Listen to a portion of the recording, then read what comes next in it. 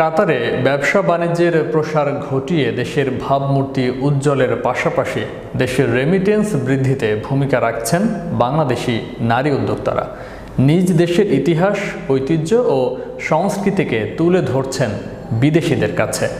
কাতার প্রতিনিধি আবুল কালাম ফয়সালের তথ্য ও চিত্রে ডেস্ক রিপোর্ট।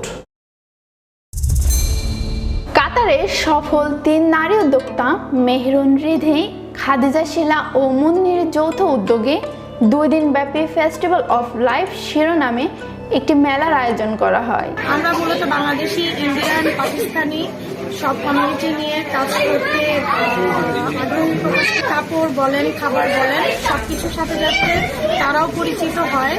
তো সবকিছু মিলে আমরা চেষ্টা করছি আমাদের বাংলাদেশের ঐতিহ্যকে তুলে ধরার জন্য সবার মাঝে।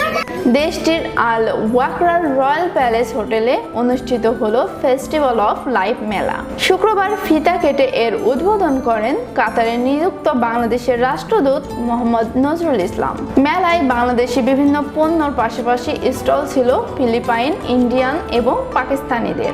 বাংলাদেশি স্টলগুলোতে স্থান পায় বাহারি রঙের বিভিন্ন পিঠা, গার্মেন্টস সামগ্রী, জুয়েলারি, বাচ্চাদের খেলনা, জুতা, ব্যাগ, প্রসাধনী ও এয়ার টিকেট। মেলা উপলক্ষে বিশেষ ছাড়ে পণ্য বিক্রি করে প্রতিষ্ঠানগুলো। আমাদের প্রবাসী নারীদের যে কর্মতৎপরতা এবং উদ্যোগ, এটা অত্যন্ত প্রশংসনীয়।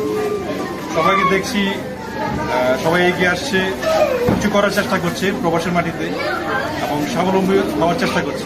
মেলায় ঘুরতে এসে নারী উদ্যোক্তাদের সাধুবাদ জানিয়েছেন প্রবাসী বাংলাদেশি সহ কাতার বাংলাদেশ কমিউনিটির নেতারা।